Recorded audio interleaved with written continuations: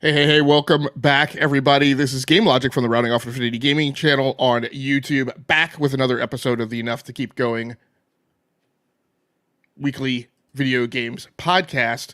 I'm sorry, I'm discombobulated because I think the tweet got screwed up because I hit the wrong keyboard, and so the link isn't exactly right. So I'll go back. That's okay. It's just like any other family gathering, right? Like it's always a little awkward, and we're not quite sure what to say, but we're all together, so...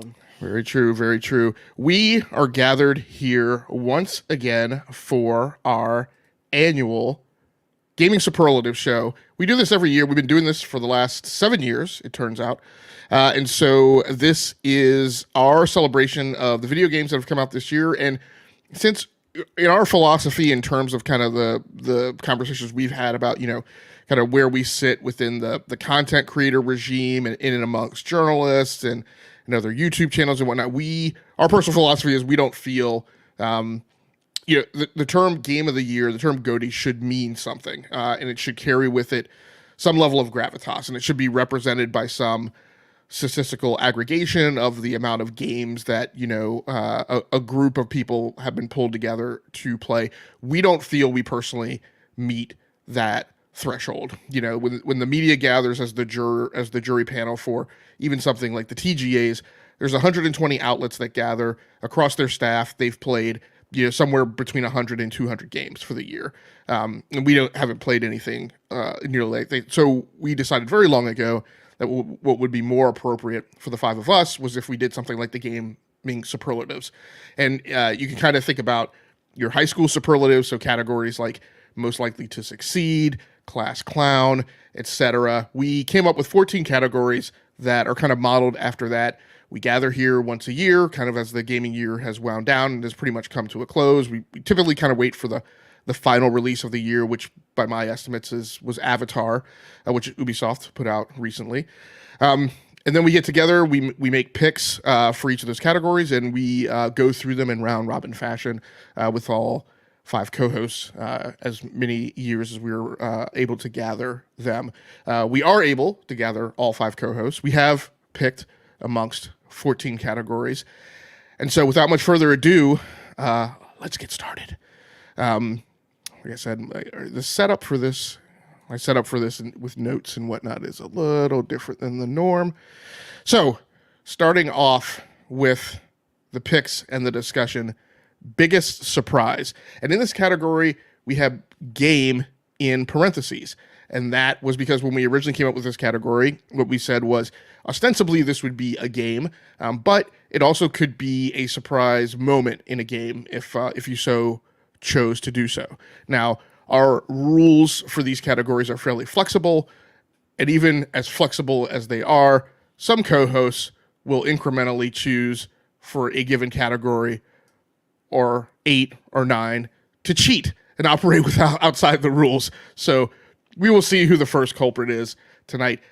DBQ, we're going to put you on the stage first for your discussion of your pick for biggest surprise game. Sure. My biggest surprise comes all the way back in January. Going back through the year, trying to think about what really kind of surprised me in terms of what came out, and the kind of shadow drop of Hi-Fi Rush was my biggest surprise. Like, one, it was a surprise that it was the game, coming out of Bethesda Studios, coming out of the Evil Within people, that this game not only just dropped without any without any lead up, but also this game is a lot of fun. Like Hi-Fi Rush is kind of a rhythm action game. It is third person kind of action combat, but you are doing it within the beat. And it was a lot of fun back when I played it. Coming back to it this fall, just as a reminder, it is still kind of holds up. Haven't had a chance to play it on anything besides the Xbox, but now with the Steam Deck, it's definitely like, oh yeah, I could see myself playing that some more. So Hi-Fi Rush is my pick. Very cool, very cool. Swiss, you are next up. So my pick for biggest surprise game was Brotato, and that was the like arena roguelite shooter, and mostly it was like $5 on Steam. And the biggest surprise is how much it addicted me. I got like very quickly, 30, 40 hours into it. So, typically I don't like roguelikes or, roguelites or anything like that. So, but this one just like, it was charming. It's small. It was fast. It's good to do a run. And, I just like the, it was just a lot of fun. And, yeah, it was kind of a game from left field that was recommended to me and hooked me. So Brotato. And it is Brotato, not Brotato. Ha ha ha ha ha ha. So next up, Tao, your biggest surprise game that you played this year. Yes, so this is a game from actually earlier in the year too, in February of this year. It's Hogwarts Legacy. And I think I talked about this a few times during the shows this year.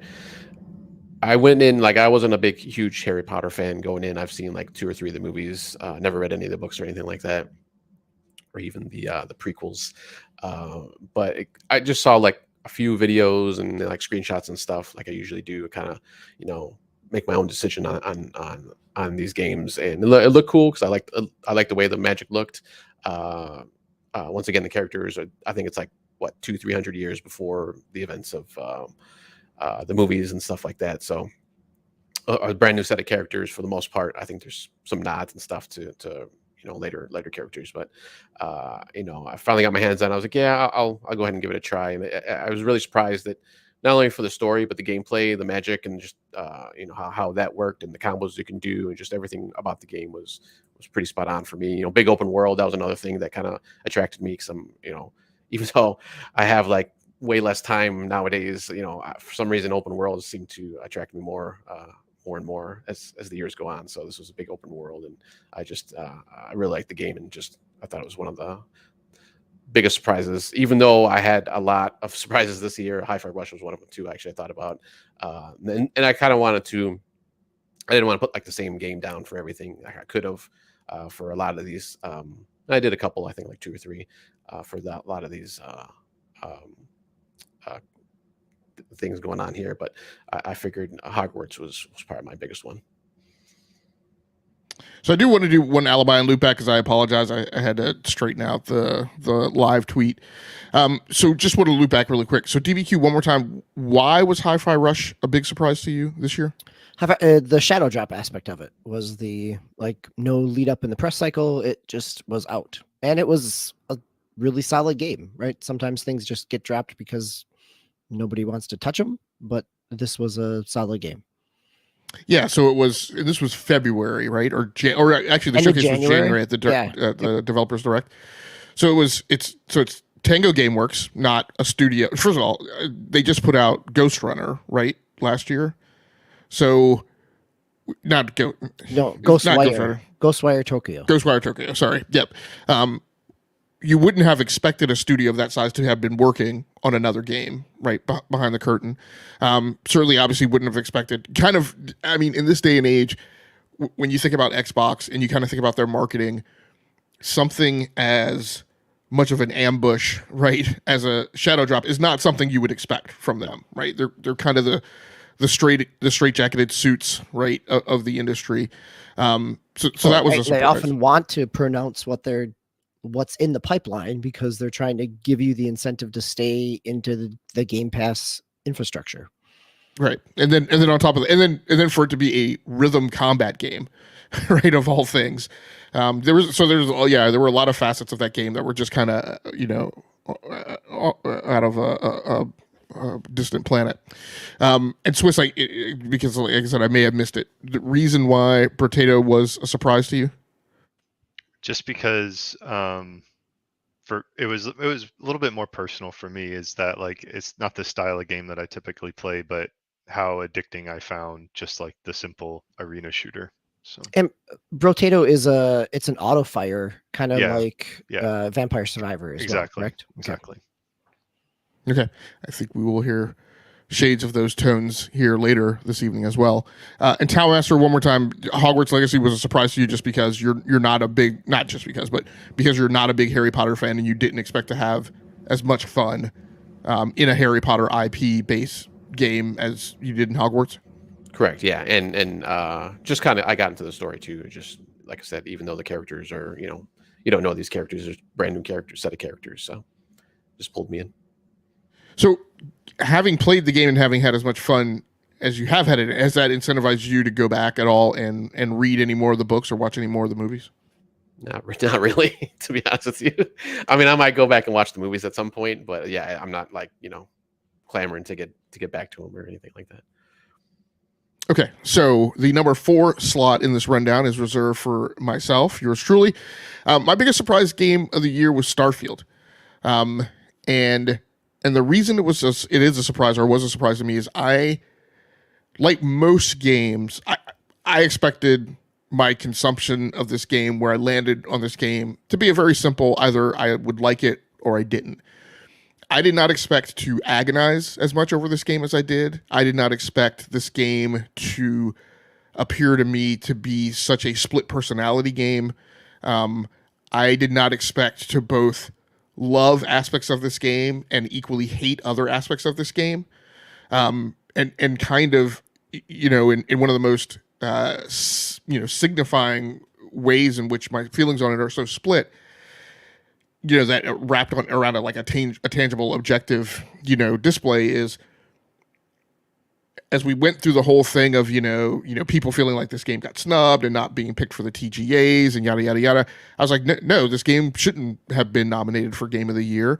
And it shouldn't really be in the circle of consideration for a lot of awards that other people feel like it does. But concurrently, when somebody asks, what are your 4 favorite games of the year? Starfield was number 4. And one of the things I did, as I talked with you guys, the year that Destiny 2 wound up kind of, leaping to the top of my list, because I went back and I looked at how much time I had spent on that game and hadn't realized it.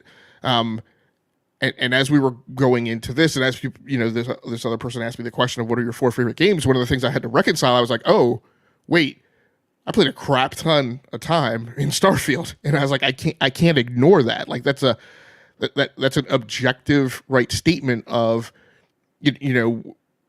my attraction for a certain game. And I played a ton of time into it. I didn't appreciate the fact that I spent as much time because it took, a certain number of hours for it to kind of hit the tip over point and really feel fun in certain aspects. Certain aspects mechanically, it felt fun further up front, but I also was not appreciative of how so many of the tutorials and the onboarding are stapled to proceeding through the campaign sequentially, while they concurrently don't handcuff you and say you can proceed through the campaign and the game however you want. And I'm like, you can't do that, but then cast those people adrift and force them to Google, right, and find guides and hearsay and all sorts of other stuff to figure out how to play the game, because you don't teach them how to play it because you told them they didn't have to follow it straight through. So that is my surprise game of the year pick. And the last slot goes to Miss Vela. Yay! Well, it was Jet Force Gemini coming back out from the retro games. Yay! My little brother texted me and he was like, Callie, it's out. Again, back in the day, it was like we played it together. So it was like, Billy was always my gaming buddy, like my little brother. So it was like when that came out, I was like, yeah, like I can't wait for the kids to see it, and like us all get into it again. And like the kids aren't really retro gamers. Like that's what we figured out. They don't like the whole like I was like, I used to have to do this all the time. You have to work for your lives. And they're like, no, I no, mom. There's something about that. Like, it's just yeah, we played Super Mario Brothers, the original, together, and like they were stealing all my lives because they couldn't stay alive. Like they couldn't do it. So, like, well, to digress, but this was really good. This was a big win for us. It was one of those two-player games where it's like, okay, Billy and I can play together, or it might, they can all. And back when we didn't have that many to like, you can take turns and like advance the games together. So this was exciting to me. So Vela, really I quick- wondered if this was going to be yours, right? Yeah, Like, yeah, that's I was it like, has to be. I was just thinking, like, maybe this seemed to come out of left field. Like, it seems. I didn't even see it coming. And I do follow the world of gaming a little bit. And I was like, when he texted it to me, I was like, what? I didn't see that at all. So it really came out of left field. And it was a huge surprise. So it's exciting. So really quick, because I know I'm not familiar with the game and some of our listeners might not be, just a really quick description of what is Jet Force Gemini. It's you're in outer space and you get dropped in. It kind of reminds me of actually Destiny now, where it's like you can switch the guns, you get the guns, and there's a little dog that follows you around, and you just you beat up the aliens. It's kind of awesome. It's third person. It is a rare game from the N64. You do a lot of shooting of ants, right? Yeah. Like, Oh yeah, the answer everywhere. That's Yep. we were Okay. laughing. We fired up the 64 to try to get it to work, and it was hard. That was brutal. So All right, so tonight we're gonna do for the most for as much as we can. There are a couple points where it breaks down, but we're gonna follow the old snake pattern that Greylock used to have us flow through. So Vela, you will stay on the mic as we roll to the next category to be first in the queue. Our next gaming superlative category is New Lease on Life Best Ported Game.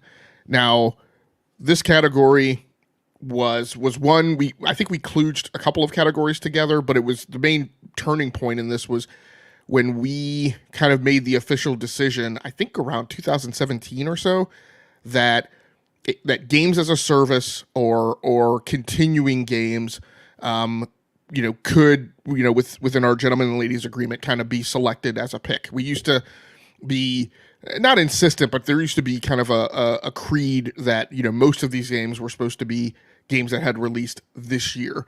But this was we hung to that until Tao just threw us off with plenty of old games. So. Right.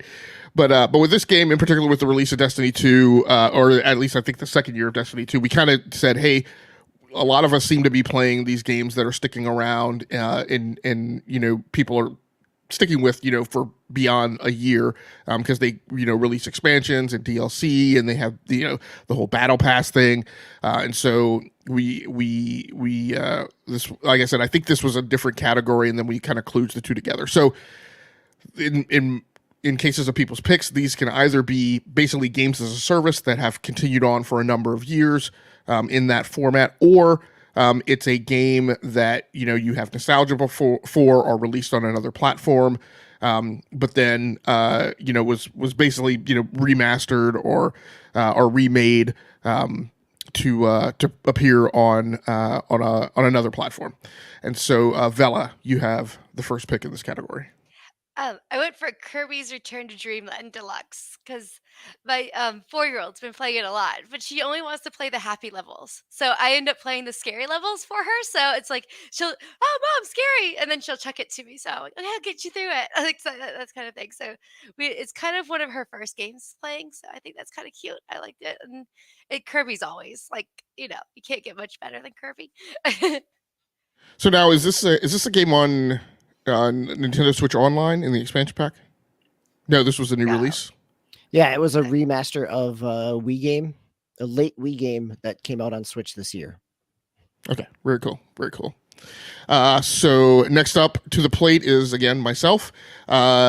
So my pick was for Warframe on PC, and I played this mostly on PC. This year, not necessarily this calendar year, but the last 12 months or so, I kind of settled into this notion that if I was going to play Warframe, I was just going to play it on PC. I'd been playing on consoles, I'd been playing on the Switch, but I said, this year I'm going to finally, really stick to an account. I put I put Warframe in this category because, again, I continue to be incredibly impressed by how long this game has been going on, that it is a sci-fi game. It's not backed by kind of a venerable studio that has the same kind of weight and reputation behind it as like Blizzard with World of Warcraft, but yet here this game is, and here it continues, and all of this stuff is free. And like, quite honestly, there are times I don't get it. Like, I'm like, how are these guys making money and keeping in digital streams keeping it going? This year, now we're going to get a further expansion, which actually kind of goes backwards in the timeline, I think to 1999, with a new kind of boot of Warframe that is a branch off the main line. But I did get back into this a little. I'm not as like really deep into the lore, but all of the content that has been created for Warframe is there, and it's free. And so it's pretty amazing. And like I said, and then this year, I think either this year or maybe last year, it got the next gen overlay. So I didn't necessarily need that on PC, but there was a bit of a graphical update, I think, even for PC. But players playing this on console, got some graphical enhancements, and so it's pretty impressive how they keep it going. Tao, you're next. Well, I may have broken this category at one point, but I think I came around and doing the actual what it was meant to be at least this year. So this is a game that I think a lot of people have. I shouldn't say I think, but I know a lot of people have been clamoring for a comeback or a sequel or something reboot. And this is sort of a reboot. So it's F-Zero 99, came out on the Switch this past year. And once again, a game that I think I might have rented it back in the day. And yes, I am old. I did rent games back in the day. I had rented it and I was like, okay, it was kind of, it was all right. I was kind of more of a Mario Kart guy, but this is like a, a la Tetris and a Mario and some of the other one, Pac-Man, I think was another one that they had released. Battle Royale game. You have, 99 other racers, going through, and I think they've tweaked the gameplay where you can like jump up onto this like kind of floating platform that, after you fill up your meter and stuff like that, which is a little different than the original game. But I think within the last week or two, they actually released a mode, maybe even a little bit longer, a mode that's basically the original F-Zero, just racing, pure racing. So, but yeah, I played this. I played it for like a month straight or so. That I was playing this, and then I've kind of gone back to it here and there every once in a while. But it's pretty fun. I actually I really do like it now. Just the gameplay is it's a lot different than Mario Kart or other races I've played, but it's still pretty fun though, especially with the 99. I'm a Battle Royale guy, so I kind of gravitated toward it. So yeah, that was my pick for this year. I played that a little bit. I've been really happy with all these like little 99 retro Nintendo games that they've been putting out there. So this was fun too. I agree. All right, very cool. And so one thing I will probably break in a couple more times throughout the night, because I often blow by and forget certain rules or background or information that I should give to people who are listening. One of the things I forgot to mention that is important is, so the entire co-host panel is unaware of everyone else's picks. So when a co-host announces what their pick is for a category, that is the first time the other three are hearing about it. I have seen, and we rotate hosting of this each year. So DBQ hosted last year. I'm hosting this year. Tao will host next year. But the host of the show, so for this year, me, I do have everyone's pick and have them collated and aggregated on a list to run the agenda. And so I'm also here having a ball, kind of getting to see everyone's reactions right as they hear the other co-hosts announce their picks. So with that, Swiss, you are next up with your pick for this category. So I'm just basing my pick off of pure nostalgia for back in the day. So I chose the Metal Gear Solid Master Collection, just because playing Metal Gear Solid 1, 2, and 3 I played a lot of Metal Gear Solid 1, 2, and 3, and I'm really happy that. I mean, I know it's been kind of released in the past. Like they did the whole thing with like the Twin Snakes for the GameCube, which is kind of like a remaster of Metal Gear Solid 1. But yeah, just those first games. I'm glad that they're getting more exposure. I'm kind of curious how like some of like the really cool boss battles, like the whole Psycho Mantis in Metal Gear Solid 1, where you had to switch the controller port in order to beat him. Like I just loved that back then. How they handle it now. Maybe you got to switch the Joy-Con dock or something. I don't know. But yeah. So if you haven't played those games, pick the Master Collection up, because some pinnacle of late 90s, early 2000s gaming right there. So now, did you buy a physical copy or a digital copy? I don't own the Master Collection. I own the originals, but I use this. I'm using this category to advocate for games that I loved back in the day. Gotcha. He's really bending. He's really bending the bar there. Almost a breaking point. It has a new lease on life. That's right. That's fine. Well, there you go. It's hilarious to me that we would have never known that had I not pulled that particular thread. DBQ, what is your pick for this category? So, my pick here is I struggled with this one because there's been so many kind of ports, remasters over the course of this year. Part of me really wanted to go with Star Ocean Second Story R, because it really is a new lease on life. The last time it's seen kind of any legitimate port was back on the PSP, and it's just done really well, but I've not played enough to speak to it. So instead, I'm taking the new lease on life piece and giving it to Metroid Prime Remastered, just because the ability to play that with modern control first person aspects does really give it a new lease on life, that you don't have to kind of claw your hand around in a GameCube controller to be able to play it. So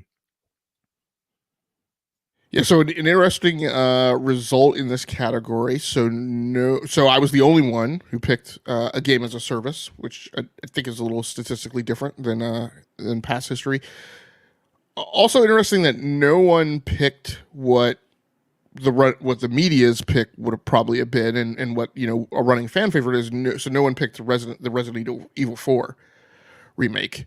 Right, and I think we've had some of that conversation here of it's a great remake, but it also doesn't significantly change the gameplay of it. Like, it modernizes the graphics, but the gameplay, other than the ability to move and shoot, right? Like it is not the same type of update as we've had this conversation, right? It's not the same update that Resident Evil 2 was when it had the remaster remake in 2019 or so.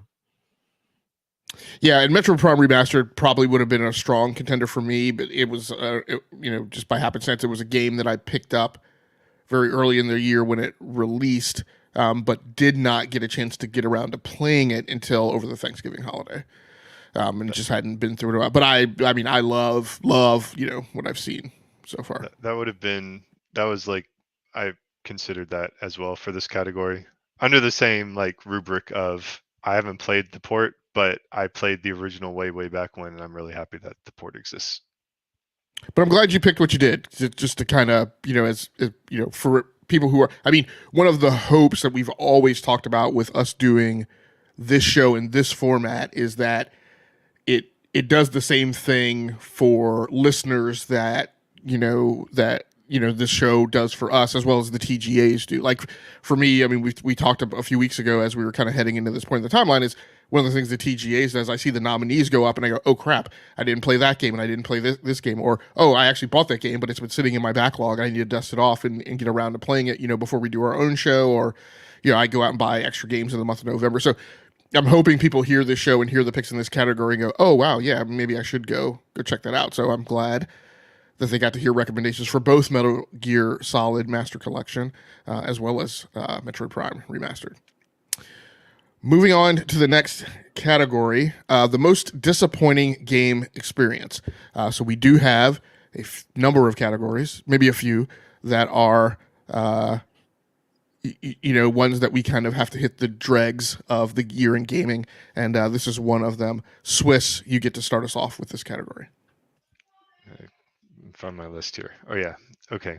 I picked City Skylines 2 because it was a hyped game. Like it was a big release as far as like city builders, right? Back in the day it was Sim City, but lately it's been City Skylines. It's like the city simulator, and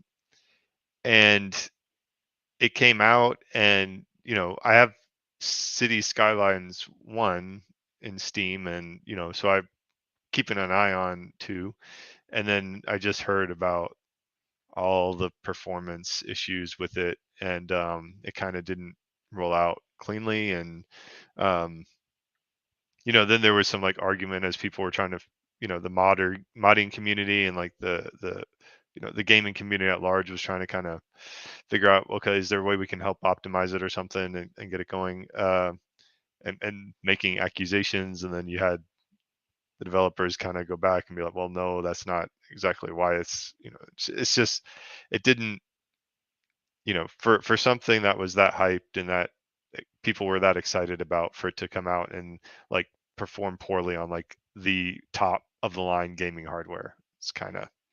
That's disappointing. Yeah, and I mean, part of that trend in the gaming industry, right, which is that we have gotten so many games on PC. I mean, really across, I'll say actually across all platforms, but in particular on PC, because that's the platform where people spend the most money, right, to have the highest capable, gaming experience. To get so many games to have arrived this year that fail to take advantage of all of the, additional power that gaming PCs offer. That to me is one of the reasons why Avatar, stands out so much. And I haven't had a chance to play it yet, but for that, that game has arrived with, its baseline performance profile, but then has these unobtainium settings that have been discovered that you can go in and actually crank it even further up. And that's just super impressive. I'm sure I'll get opportunities to gush about Ubisoft later in the night too as well. But for now, the second pick in this category goes to Tao. All right, so this is another early year game, another February game actually, Atomic Heart, and I played this on my Xbox One X. Gameplay wise, it was fine. I liked it. It was pretty solid shooter, like first person shooter. Graphics, they're beautiful.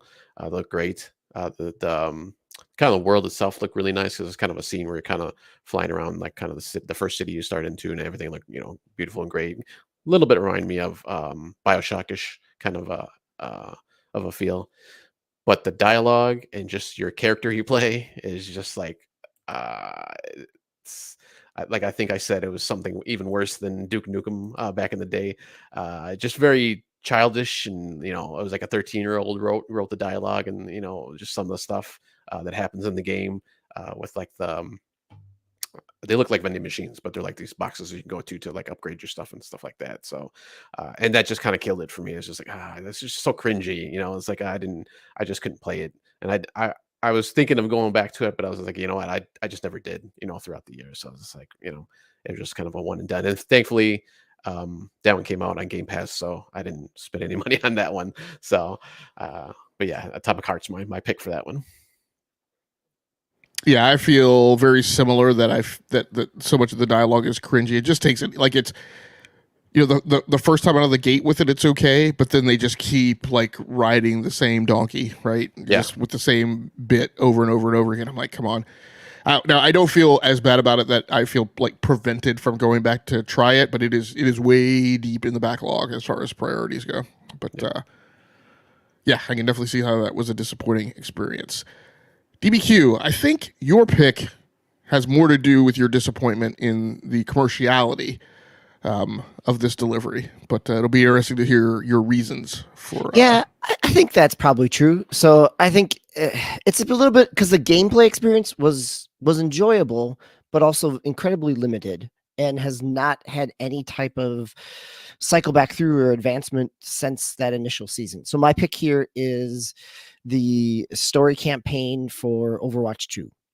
We kind of knew that it was not coming, and that what they did release back in August were some campaign missions, which really kind of play out like Destiny Strikes in some capacity, but even more limited than Destiny Strikes. And as somebody who has run hundreds of thousands of Destiny Strikes over the past 9 years, right? Like, I'm okay with repetition if I'm building towards something. And really the only thing here in the it is limited in terms of the number of characters that you can choose, that you are choosing characters that are relevant within the story, which makes sense. But it also means that you're only playing through these only a couple times with similar characters. And there's 3 of them. The first season, or the season when it came out back in August, there was a fourth kind of remixed one that was timed, and that has not cycled back through. Coming back into it now with this most recent season, there's nothing new there. The menu has not changed. They were really just kind of dropped and added in, and even matchmaking in them is more difficult because they're kind of static compared to the other pieces. They do still provide you some progression towards your battle pass, but the campaign, there's so many options and so much potential that could have been there, that having it feel is limited and not built upon, like not even coming back to, yeah. So yes, this is my disappointment. Throughout the year, I kept thinking, like, there have been a number of things where, like, it wasn't as high as I was hoping for, or I came in with kind of relatively low, reasonable expectations. And I feel like, yes, I came in with low expectations on this, but it could have been so much more. And that's where my disappointment comes. Well, and part of what plays into that is, look at the developers, the development studio behind it, right? I mean, this is Blizzard. This is, this is not, this is not an Embracer Group developer. Right. This is not a small group that has just kind of indie put something out that's been kind of shoestringing it together. This has been multiple years and millions of dollars. So. Okay. So, and next up is me. Most disappointing game experience for me was EA Sports WRC, World Rally Championship, and DBQ and Tao have had a chance to hear my spiel about that. Anybody who's been listening over the last few weeks has heard that spiel. It is, this is. I mean, I would have argued the marquee studio for racing games, right, over the last decade. It is a vaunted and venerable series that has been in run since 2000. Originally starting off as the Colin McRae series, and then eventually, then Colin McRae's Dirt, and then becoming Dirt. And now we have, WRC, now that they got the license from Katon Racing. And we have some lack of clarity over, because it used to be, because Dirt had kind of split and had become Dirt Rally, which was the more serious sim style version of the game, versus just Dirt, which was kind of the more fun. So, Dirt had eventually become the Forza Horizon, and, Dirt Rally had become the Forza Motorsport. We don't know that we're getting those two branches anymore. WRC, I mean, I just talked about, games that haven't performed, games that hit these platforms and don't perform. They don't have consistently high frame rates. They have stutters. They have clipping.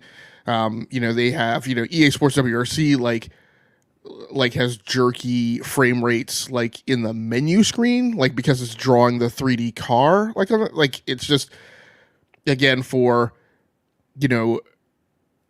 a studio that mighty on this release to have fallen so far, just has earned them a place in the pool, and this pool just keeps getting bigger. Like it was 4 studios for so long, but now it's, now we've got Blizzard, Bethesda, BioWare.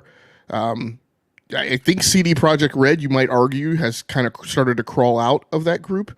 But now I add, Arcane Austin and Codemasters to it, which is just unfortunate. But I mean, but where they sit right now, and maybe I'll revisit that, because I mean, this is on a different engine. F123, in contrast, and in my opinion, which is from the same studio, should easily, arguably, have won, best sports racing game category at the Game Awards over Forza Motorsport.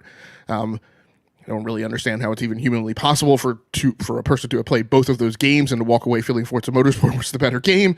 But but WRC was definitely easily a disappointing experience, and for me it wound up being most disappointing because of the degree of reverence that I kind of held Codemasters with.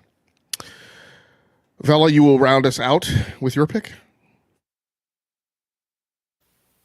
We had we are huge Minecraft fans. Like all my kids are like we have kids from 4 to 17 playing Minecraft, and it's a daily thing. So Minecraft Legends, like it just didn't stick. Nobody asked for it. They didn't want to play it. And I was like, oh, okay. But I'm telling you, they play Minecraft every day. We know all the mods. Like they are hardcore into it. They all play together. And it was just like they just weren't into Minecraft Legends. So I gotta say, it was kind of a disappointing game for us. And I hate being disappointing. I was like, it's not an easy thing for me to do. But any one reason that you could put your finger on that like is why like the kids are so averse to it? I'm not sure. Actually, they just never like they didn't go for it. I don't. Do you what?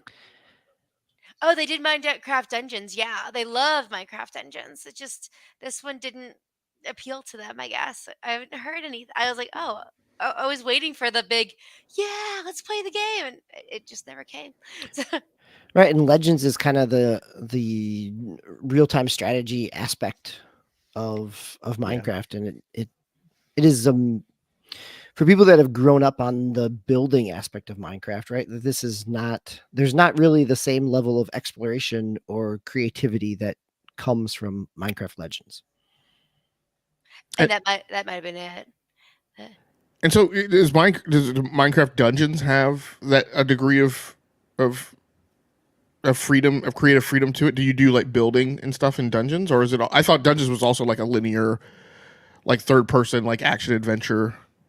Yeah, it's more of like a Diablo Dungeons. So I mean, you used to get the loot that you can strive to to get, and you can swap that out on your character. So it's customization on your character, not so much like building and stuff. So yeah, so I guess this proves the I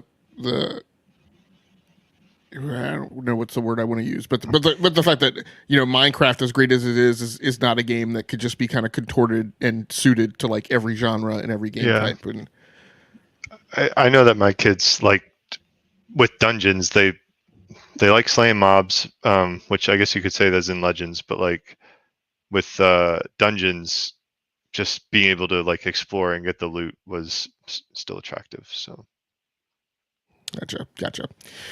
So our next category is the Wretched Hive of Scum and Villainy / game most emblematic of sleazy business. So this again was also, I think maybe it was two different categories, or maybe we just always had this dual use of the category. So the category can be any active party in the gaming community, gaming market, gaming industry, a business, an individual. There was one year that I picked the gaming community just because of how toxic we all acted and behaved towards in the year that it was highly popular to give developers death threats and things like that. Or it could be a game. So we've also voted games that came out, like for instance, somebody could have definitely picked Modern Warfare 3 if you felt that Activision putting that game out and charging people $70 for a very small campaign, that type of thing. Egregious business models, could have definitely been that. So for me, and we have a mix this year of people who picked publishers, people who picked developers, people who picked a game. I picked a human being, and the target of my ire and my wrath this year was Lulu Chang Messervy. And I'm not sure who's familiar with that name, but she rose to prominence during the news coverage of the Microsoft Activision acquisition. She is the chief communications officer for Activision. She went into that role. So she was a member of the board of directors, and then went into that role when the CCO at the time left the company.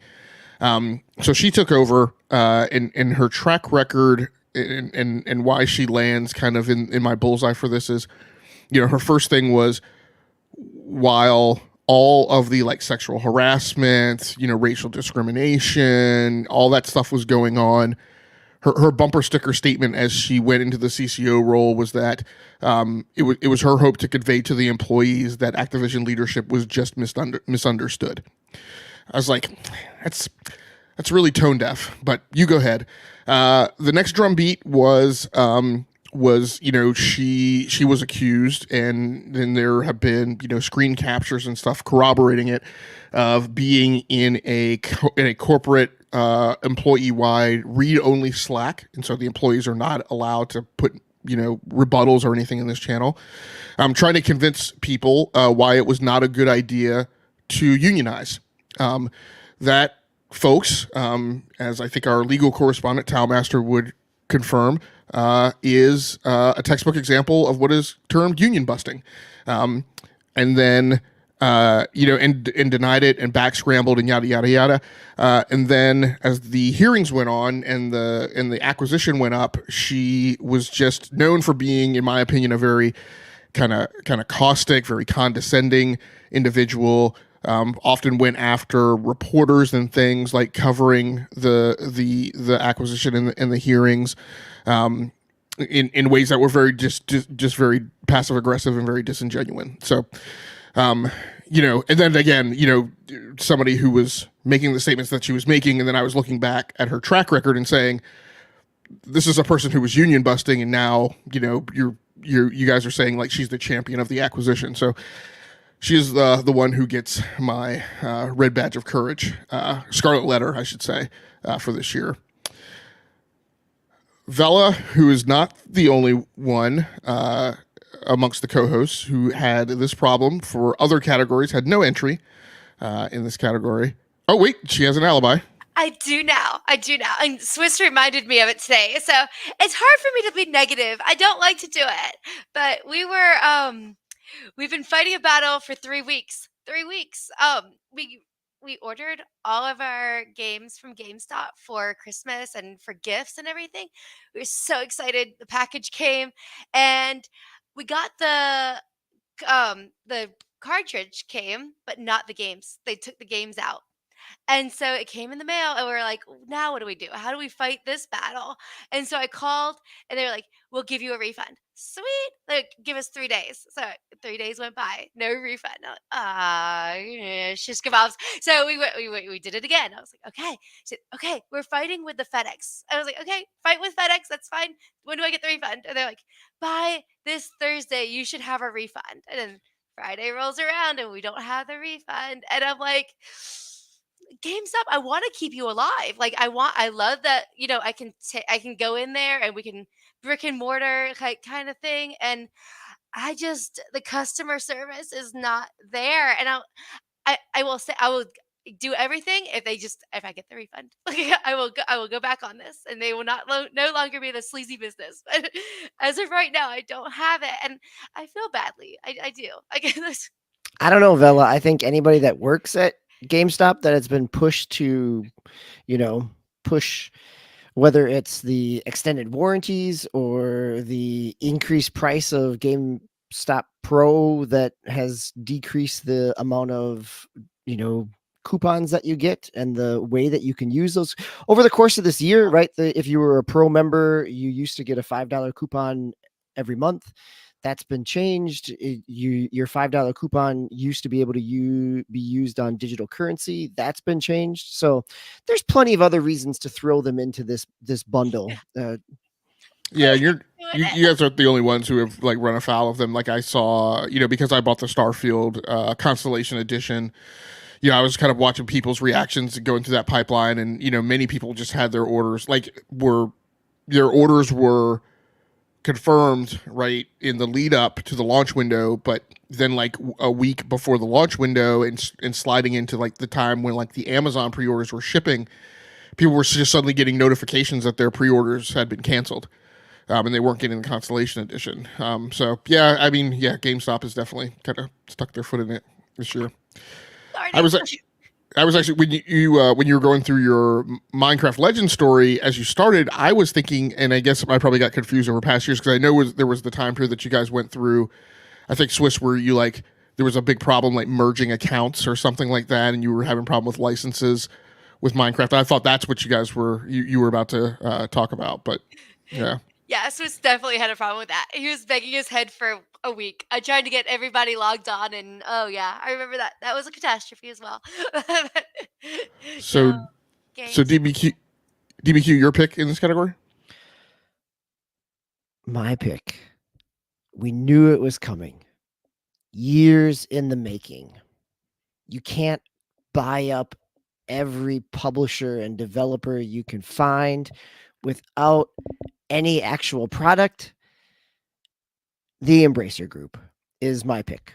I think, I mean, I don't even want to spend time talking about it. Like, the challenge is, the problem of it is like, in a year where there has been so many trimming of staff within development studios, of layoffs and other issues, that to then have an entire segment of the market without any viable business model is only going to accelerate the loss of positions and opportunities for not only for game development but also for developers as they try to find other spots. So I'm going to do 3 loopbacks. First of all, comments in the chat. Paul's Gaming Live is here. Thanks a lot, Paul's Gaming Live, for coming through. We appreciate you. Back when I was talking about Lulu Chain Messervy, he mentioned she is just so unprofessional, which I definitely agree with. To your story, Vela, he mentions, and you wonder why people go digital. You know, and I think, and he said, Paul, I mean, I know Paul, he and I converse frequently. I think he's not giving you guys a ration for ordering physical, not going digital. He's saying, you know, these are some of the problems that people encounter. You know, here we are. There's a sector of the gaming market that wants to keep physical alive, but then GameStop, who might arguably be the largest purveyor of physical gaming goods, you know, constantly steps their foot on the rake, you know, in thereby incentivizing people to go digital. And then in your story, DBQ, he mentions agrees 100%. Now, I will take this opportunity to issue the first panel challenge for tonight for a co-host pick. And DBQ, I'll ask you the question. So this category entitled The Wretched Hive of Scum and Villainy, after famous quotes from members of the Empire, do you feel the Embracer Group's behavior and conduct in this manner was deliberate and intentionally scuzzy, and not just bad business and having an irrational hope in trying to do an innovative business model that they thought was going to prove effective? That's a really good question. And in part, right, I think that the answer to that is not clear cut, because I think if you would have asked him, the Embracer Group, in the first quarter of this year, before their Saudi deal fell through, that they would have said, yes, that we are bringing these along in order to eventually produce things, right? I think the first crack in this really happened when you get Volition's release of Saints Row back in August of 22. And, you know, it's just been a 1 month after another of layoffs and closures of different studios that Embracer Group has picked up. I think you could make the case that really what Embracer has always been trying to do is buy up IPs and have that as an IP farm to then eventually license out, right? I think the place where where I think I would make the argument that no, I think in their back of their mind that they actually saw this as a viable business is both the freely available capital and investment that was happening after COVID, that there was it was easier to borrow money, and now that it's not, suddenly they have to pivot. And I think don't have you don't have somebody at the top in the Embracer Group that has built their own physical library of vault of games to purchase every game that ever existed, right? Like without there being some type of belief that there is value in what they're trying to do. I think there's certainly a disconnect there, and I don't know that the accounting model ever would have actually played out as some people there might have hoped. But So that's where it is probably a combination of intent and misguided. Yeah, it'll be interesting to see if this thing just kind of, goes under graceful degradation and just kind of winds up going the THQ route, which, would be both foretelling, but since that's their point of origin, right, was that last Event Horizon, but also would be unfortunate, or that what comes out of this is an Elizabeth Holmes situation where basically, there was an evil heat miser, down in the dungeon counting their ducats, and manipulating this whole thing as a Ponzi scheme, expecting to make it rich and get out quick. So we'll see which route it goes. Tal, you are the first of two co-hosts who made a pick for a game in this category. Yeah, so I think the last few years I picked like a situation or a company or something like that. And I was trying to look for a game this year. Unfortunately, I had to kind of bend the rules because it wasn't a game that actually came out this year. But it's a game that I'll just say it's Roblox. So it's a game that I originally played back when it first came out on the Xbox, which I believe was 2015. When I'm looking it up here on the Xbox, at least I think it came out a few years earlier on like mobile and PC, I believe. Back then I just kind of jumped in to see what it was like, and every once in a while, I over the years, I jump in and play one of the little mini games, and and some of them are kind of enjoyable and kind of fun, kind of weird sometimes. A lot of just kind of like racing games and like obstacle courses, and it's grown since then. They've done a major, well, I shouldn't say major. They've done an update where they're kind of updated the graphics a little bit, so it's not just like blocky. What are they like? What is that toy like Duplos or something, and kind of character looking guys. But now this year, especially the first half of the year, I was playing more with my son because my son wanted to play certain games in it, and just not that game he was playing, which was I think it was like Pet Simulator, where you can just get like you just collect different pets and stuff like that. Uh, and you don't have to buy money if you don't want, but it seems like every game in there now is like, hey, if you buy Robux, which is their in-game currency, you can get this special pet or the special ability or depending on what kind of game you're playing. So it's just like, oh man, like really, like everything has to be, about buying. And I know I kind of started out as a mobile game, and that's what it kind of feels like even more so now. And like back in the day, I think most stuff. I don't even remember like Robux being a thing really. Like I think it was there, but it wasn't like front and center like it is now. It's just like just thrown in their face. And he even my son is now is like he'll still play the games, but and he did purchase some Robux here and there, but he kind of I think he's starting to figure out like what, this is kind of a waste of money. Like I don't want to play buy the Robux anymore and play these games. And some of the games are kind of fun. They actually have some. I think I'd mentioned it back earlier in the year, like a kind of a Call of Duty clone with like realistic-ish graphics. It's not blocky characters since they did this update, and that one's. I think you can buy Robux, but that's one of the like few games where it's not like just thrown in your face like it is with everything else that they do in there now. So, and unfortunately, there's other games. And I mentioned this a ton of times, like Fortnite now is kind of copying their thing with not only the UI but the kind of the same thing where people can make their games, and I think they're going to start being able to charge at some point. I don't think they've started doing that now, but so it's kind of bleeding into other games now, unfortunately. But I mean, and there's always games like that though, where you can buy stuff to get ahead in the games. So that was my pick. All right, and Swiss, you want to round us out for this category? Yeah, mine is kind of more personal, but it ties into DB's pick as well, tangentially.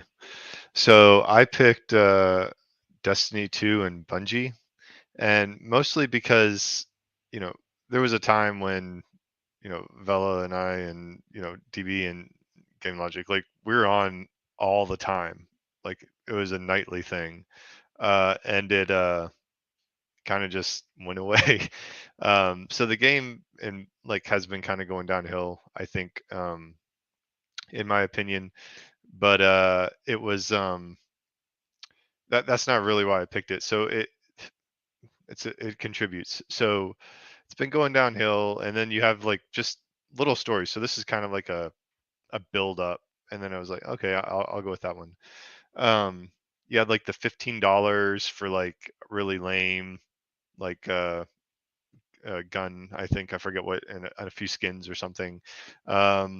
We had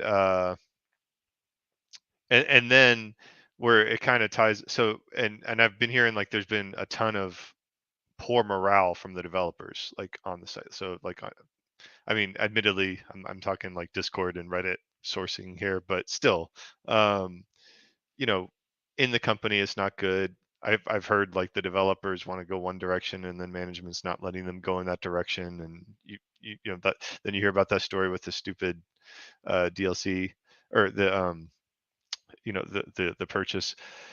But then there was a story very recently about how Sony is like really threatening them to like take over like their board and everything if they can't meet certain um, financial milestones. So it's kind of like it's not, in some ways it's like that Embracer Group thing where it's like, you know, the studio tries to join something big and in the hopes that like, hey, you know, we're going to have um, stability so that we can enact our vision, and the whole time like, you know, it's just not working out, and management's preventing them from actually articulating that vision.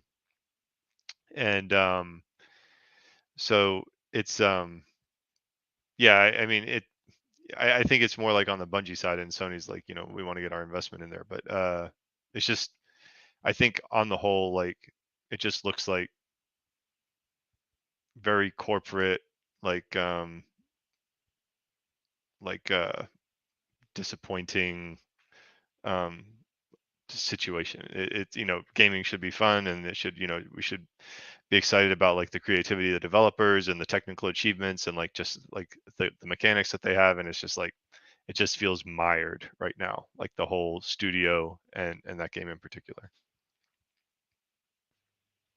All right. Rolling on to the next category. Let's start to look a little bit upwards.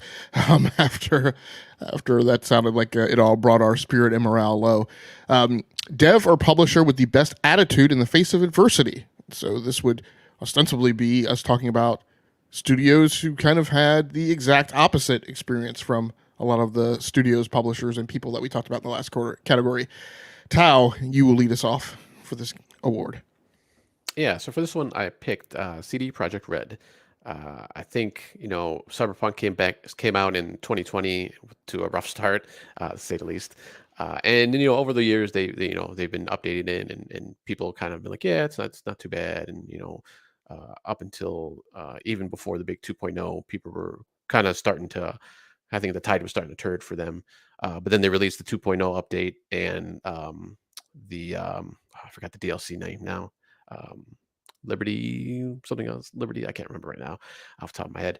And that seemed to like totally like flip everything, you know, on its head. Like people are like totally praising that, and I've seen nothing but good things about Cyberpunk now. And it's just, you know, I think they've finally turned it around. Unfortunately, you know, it took that little, I don't want to say stumble, but like, you know, fall flat in their face, you know, to do that. Unfortunately, maybe they got too big on the bridge, you know, the britches. Maybe it was some upper management, you know, stuff has come out here and there, but we, you know, I don't know if we'll ever know like the real story. But it's nice to see that they've turned it around, and people are praising it, and you know, the game now. So it's pretty cool. Yeah, I mean, and they've done what we said they needed to do, right? We said that the problem with Cyberpunk was, you know, if that's the impression people are left with, you know, at that point in the timeline with CD Projekt Red, then, you know, good luck expecting them to trust you enough to buy, you know, whatever you put out next. So it's good to see that they recognize that and kind of, you know, looked to restore their brand equity and their reputation on the market before they tried, you know, putting the next thing out. So Swiss, if you were to guess who else on the panel made the same pick as you already know what Tao picked. Who do you think on the panel made the same pick as you for Well, this one, category. I can't believe anybody made the same pick as me on this one. So I don't know if you're pulling my leg, but if this is true, it's got to be DB. You, sir, are correct, and we will have a prize for you at the end Awesome. of the Gaming Superlative Wars. I have no idea what it'll be, Well, but yes. I've always said DB is the wisest co-host because he agrees with me the most. So Well, do you two gentlemen want to brief us out on your pick and why you Go I ahead, picked really Chris, you can't can believe get this is started. the one. This is our first like match. It's our first Yeah. overlap, yeah. Yeah. And it's such a oddity. I mean, it's such a small piece, Right. but yes, I could see both of us picking this in terms of our strategy game love.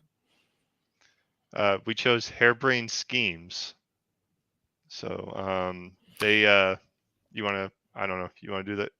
Sure, the right. I round? mean, Harebrained Schemes is well, I will say why I framed it, but you have more history with Harebrained Yeah. Schemes, right? Like Harebrained Schemes this year released Lamplighter League. They've been under Paradox for a while. They've done BattleTech in the past. This wasn't a brand new IP that kind of stories have come out that Paradox has kind of thrust onto them rather than paying for other licenses. There were new stories coming out. Lamplighters League came out early fall.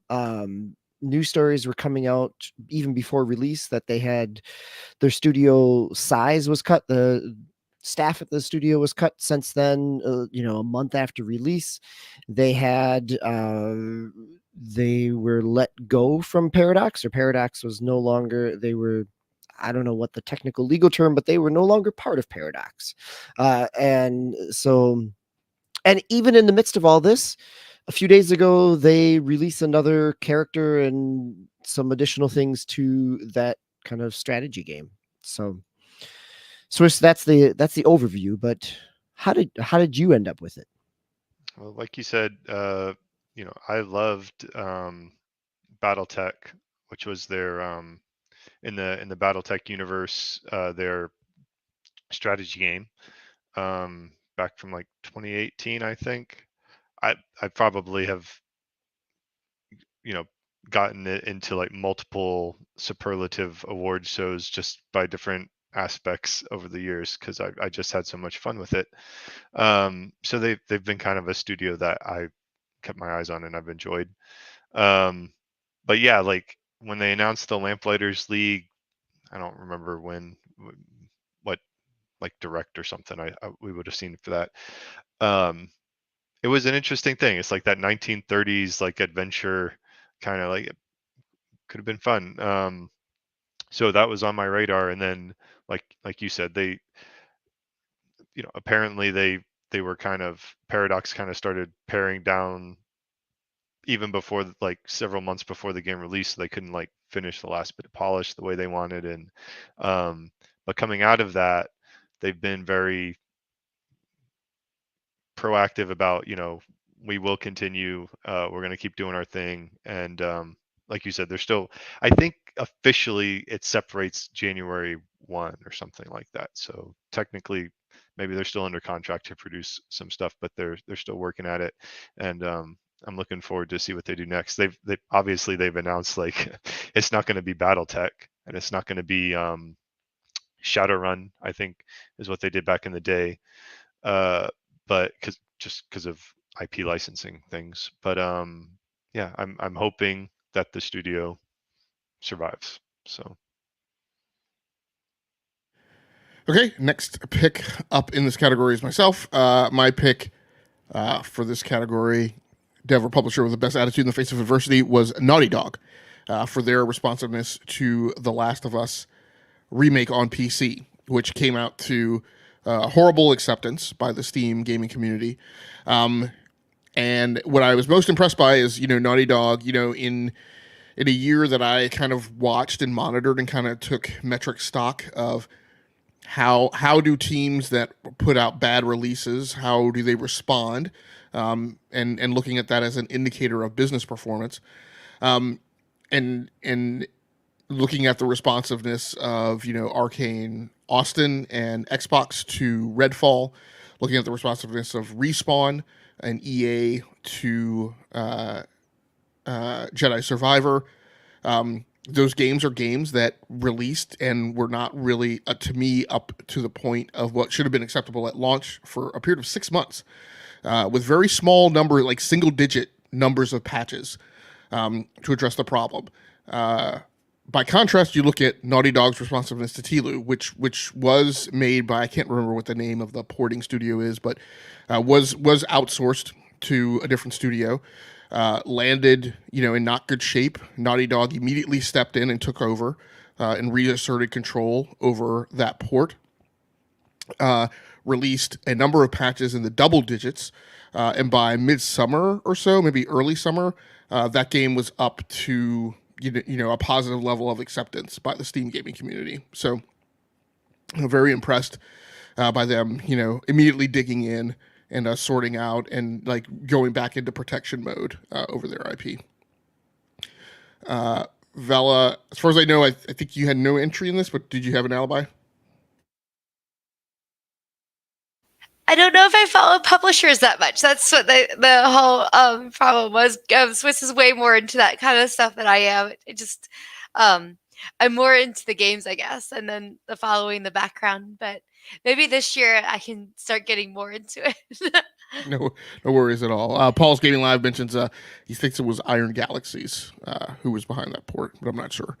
But that sounds about right. Next category, Best Storycraft. Vela, you will lead us off in this category. After watching the Gaming Awards, I'm not sure, but this is Baldur's Gate 3. I was like, they kind of walked away with everything. I'm leaning on my big sister a lot for this. She's been playing it like crazy, and she's like, "You really need to play this with me. Come on, get on." And I'm like, "Okay, like I will." I've looked at all the videos and everything. I'm ready for Christmas break for when I don't have to do homework anymore, so we can start playing. But yeah, Baldur's Gate 3 seems to be what everybody's after this year. Novella, you also made the second pick with overlap with another co-host selection. What is your guess on who that co-host was? Kind of know it might not be Swiss, so maybe Townmaster. No, You would be incorrect. I was actually the other co-host who also yay! picked Baldur's Gate 3. That's because I think you're the only other person that played it on this. That may be possible. And what I'll say is I won't gush about, all the reasons why I picked it as Storycraft. The singular reason why it stands out to me in terms of Storycraft is when you play Baldur's Gate 3, you can make lots of choices of the core party members that you could have on your team. I have killed one in the early outgoings of the story, and then another one just didn't vibe with me upon first meeting, and I denied him, 3 times and told him to go on about his business. So I don't have Lae'zel, I think, who's like the half orc female fighter in my party, and I don't have Asterion, who is the vampire in my party. And despite you being able to make choices like that, I'm not as impressed by other aspects of this as some other people are, in terms of like the dialogue trees. But what I am super impressed by is and I talked earlier about Starfield and how they give you a certain breadth and latitude of provenance in character and the player choice. Baldur's Gate does that, and yet it still holds the narrative together. And no matter how wide you go on the path, it still manages to keep all that together and bring everybody back to the same point for, one of the various endings. And that, to me, in terms of, branching story, to me is like one of the most impressive things I've ever seen in terms of storytelling. And so that's why, they're my pick. DBQ, your pick in this category. My pick is Slay the Princess. So Slay the Princess is a little indie game. I talked about it. It's from Black Tabby Games. It's a 2 husband and wife team put it together. It is completely narrative based. It came out in, when was that? November, October. I remember talking about it on the podcast. The idea here is it is exactly what it says. You're supposed to slay the princess, and you have an unreliable narrator. And actually, are you supposed to slay the princess? Are you not? What's your reasoning for slaying the princess? there is a whole meta storyline that goes on with it. There's multiple layers to it. It remembers the way that it tracks some of your decisions, so that there's a looping aspect of this, so that you are doing the same things multiple times, and the narration picks up on that this is not your first time through. And depending on how you chose things, it is pulling things from the file in the directory to continue to kind of populate the game aspect. So there's a lot of kind of delicious choose your own adventure aspects in here, in terms of kind of a narrative design that could be done through a video game. Very cool, very cool. Swiss, you were next. So mine, I kind of sometimes I don't really like to overlap with people if I can avoid it, unless it's like so I'm trying to go a little bit offbeat with this one, but I chose Bayonetta Origins, Cereza and the Lost Demon for Nintendo Switch, and that like one is it's just like surprising that game even exists, knowing like in the Bayonetta universe, it's just like so different than the regular Bayonettas, but two is just the whole structure of the game feels like a fairy tale storybook, and the art style, like it's just that's what they were going for, like that, like when you think of the story craft, right? It feels like they kind of use that as the theme, and with the narrator and everything. So it's that was my pick this year. It's a really solid puzzle game too. I played it, picked it up at $30 at some point in time, and it's a fun game. And Tao, your pick for this category. Yeah, so this one I almost flipped with the biggest prize game. I was kind of going back and forth, and I ended up with Starfield for my Storycraft, mostly because previous games, Elder Scrolls, like Oblivion, Skyrim, a little bit of Fallout. Even though I didn't play a whole lot of Fallout, I wasn't really too interested in the main story of the game. It was kind of afterthought to me. But this one, I actually got into not only the main story, but obviously all the other side quests and all the other missions you can do. But I was really surprised that I really liked the main story on this game. I followed it. I know a lot of people thought it was boring and whatever, but I mean I like it. Anything with space and anything like that, I always kind of gravitate toward. So it was kind of just right up my alley, and just kind of the mystery. And it's not just the main story is not just kill aliens and or kill people and stuff like that. It's a little bit more of a softer story, I guess you can say, more of a discovery and of a mystery and stuff like that. So yeah, Starfield's my pick. And also, I just want to say I'm not gonna judge you, Paul's Game Living, for playing Toilet Tower Defense with your son in Roblox.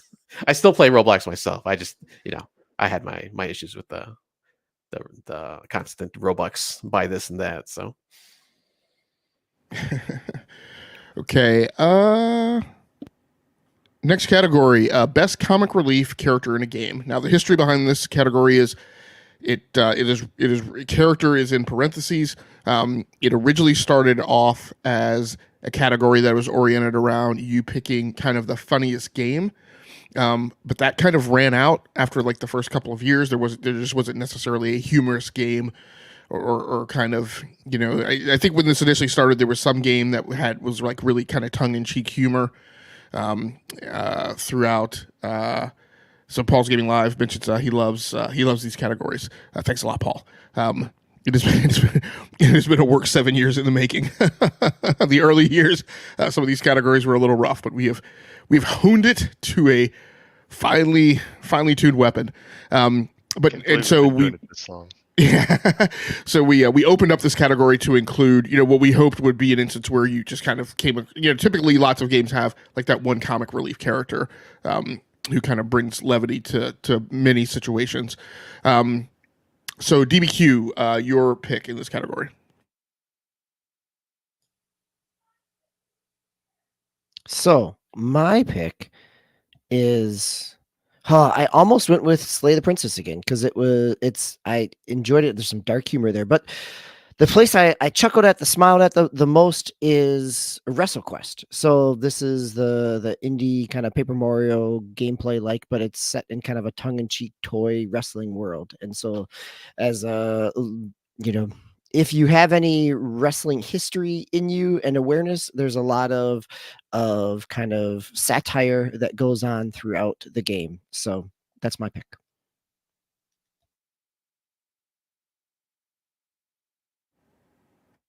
Okay, and Tao, you are next up.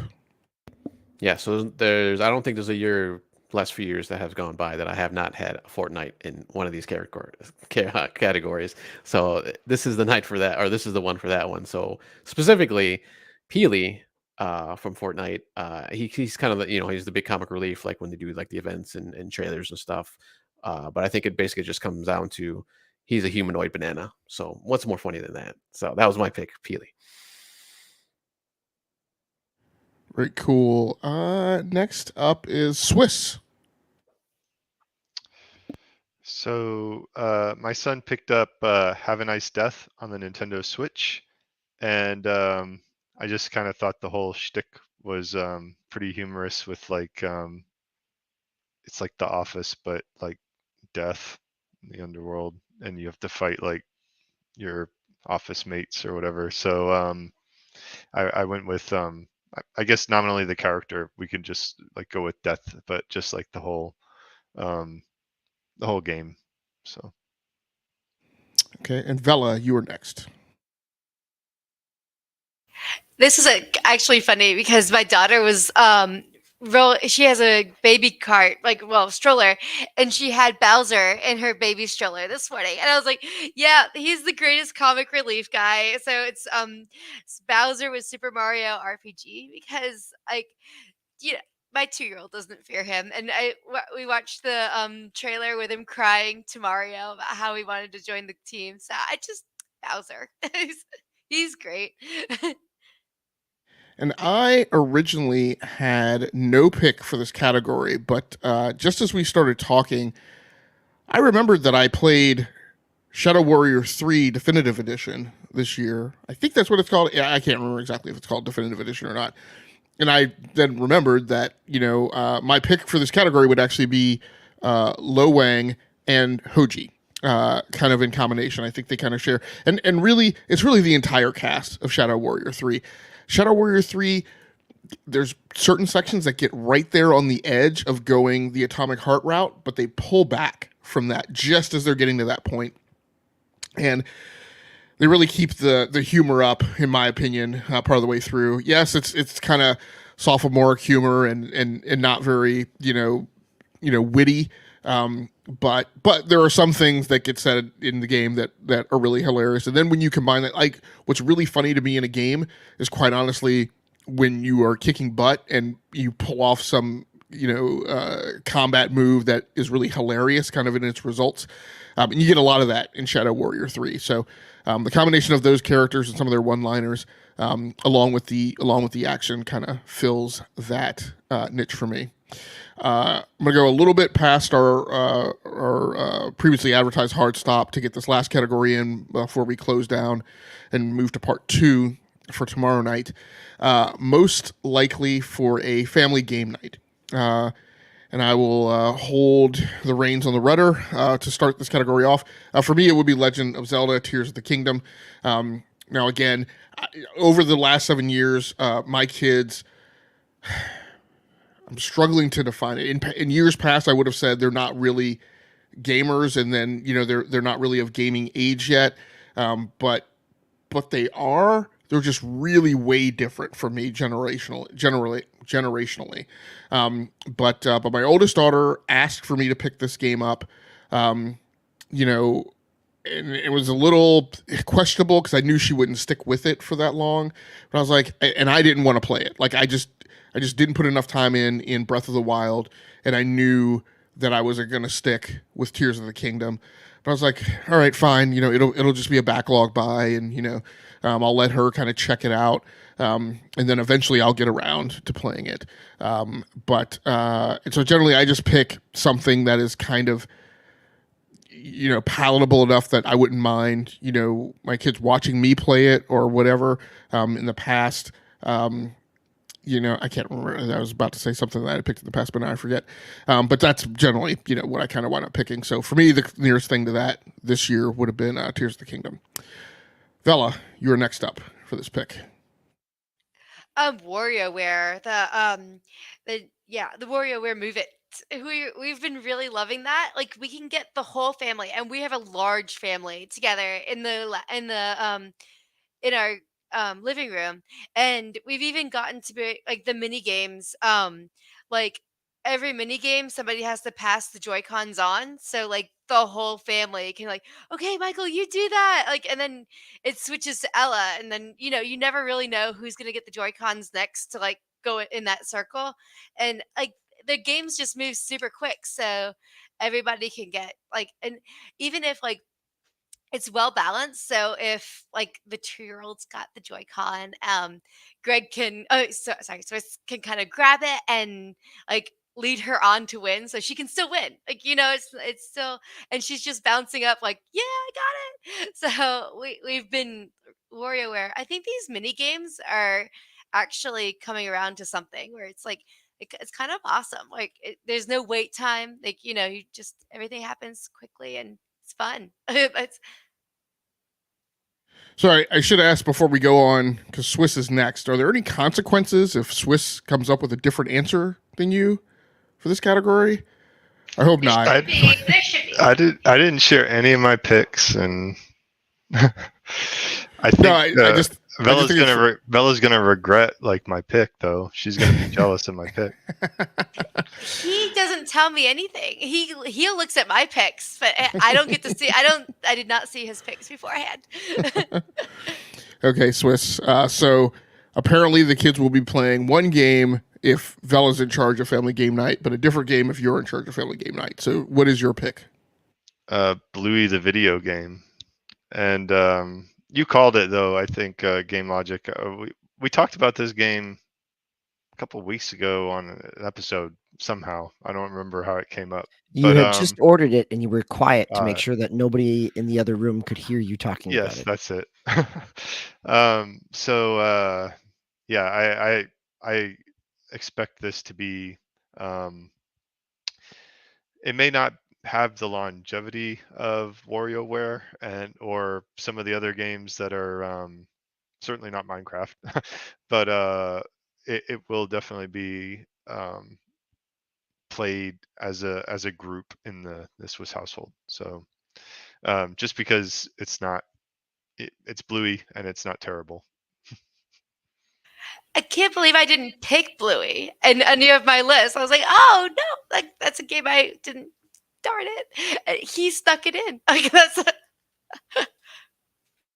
Okay, Tao, your pick for this category? My pick for this one, once again, I try to keep it from a game from this year, but there really wasn't anything like we're not a WarioWare. I guess I picked Minecraft, I suppose, because there's always new stuff for that. But it's still MCC, so the Master Chief Collection, where I get my whole family. And I play a lot of stuff with my son, but I wanted something where I play with my son and my wife, all of us together. So Master Chief Collection, we still go in there, probably like once a month or every couple months, and just do like every man for himself, free for all, against each other. So it's once again, family that slays together stays together. So we have a lot of fun in there, but until one of us rage quits, so which is usually my son or my wife. So that's it. All right, and DBQ, why don't you go ahead and round us out for the night? Okay, so I will say my family's in a different situation. I've got 2 kids who are both in college now, and so I had the experience of a good 12 years in the making of, rather than me carrying my kids through a level, my kids were carrying me through a level. So, and I will say this within the preface of, I know this game is not perfect for a multiplayer game from a family perspective because Yoshi can't get all the other powers, right? Like, but Super Mario Wonder is from playing it together with people that are at a level that you can really push in platforming is a whole lot of fun. Like, and it's fun to play with both my sons. They've kind of explored the world so much more. So it's almost like taking guided tours with him. Like, oh, we've got to go here. This is how you know that this is a secret passage. And it's such a role reversal of being the dad for so many years, of helping them do those pieces, just like Vela and Swiss are talking about, of like guiding your kids through. And then to have it the other way around, is that I'm the ghost Luigi trying to swim toward them so that they can revive me. So that's where we had the most fun as a family game and a video game this year. Oh, very cool. Very cool. That is going to round us out for the night. So for listeners and people who have tuned in, you will notice, I talked about, these are 14 categories for this entire ceremony. We have gotten through 8. So in the past, we have typically done this as 2 parts, and we're doing that again this year, just to not try and be on here for a 3.5 hour show. So we will be back tomorrow night at our regularly scheduled time of 8:45 p.m. Eastern, thereabouts, on Sunday, to go through our last 6 categories. I won't speak on them for the audio listeners to keep that a surprise, but for people who follow us on the YouTube channel and have tuned in, you could see the other categories that we'll be going through tomorrow night. One final comment in the chat. Paul's Gaming Live was playing along with us, and Paul, this is what we would really love, people to come into the chat or follow the channel and make their own picks, right, for these categories. So Paul mentions that his pick in the most likely for a family game night would have been Lego Fortnite for his family right now. Right. It's a brand new release, right? And so I think that is a great pull, Paul. It also, in a allusion to our next show, right? We get what we're still going to be playing in the coming year, and this whole weekend of Fortnite is something that could pop back up there. I almost changed some of my answers because of that, but I figured, I'll do it like the rest of the industry, and anything December is for next year. So, and I should also have mentioned, just to give you kind of, people listening and watching the show an understanding of the inside baseball and the whole process behind this. We in years past and this year, we do not always all make all of our picks before the video game awards, before Jeff Keighley's show. We do insist that all co-hosts make their pick for 1 or 2 certain categories, so that they are not informed and corrupted by whatever comes out at the TGAs. This year, however, all co-hosts completed all of their picks before the TGAs. So all of these picks are picks that we made without even subconsciously being influenced by things that we saw go on at the video game awards. So with that, we're going to go ahead and close it down for the night. For people who came through the live chat, Paul's Gaming Live, Autocon, Ocelot, Perpetuity, we appreciate you. Please, for anybody who happened to watch the live stream, as I mentioned, we appreciate you. For anybody who happens to swing through and watch the archive version of this production, please feel free to like the video and subscribe to the channel so you can just receive a notification whenever we post new content. As I mentioned, we'll be back tomorrow night at our regularly scheduled time, 8:45 p.m. Eastern, to round out the final categories for this year's show. Until next time, take care of yourself, stay safe out there, play the games that you like, come here to talk to us about the games that you love. Once again, my name has been Game Logic from the Rounding Off Infinity Gaming channel on YouTube. My co-hosts this evening have been Swissgar, Jet Force Vela, Tommaster99, and DBQ Hams. Until tomorrow night, that's going to do it for us. We're out of here.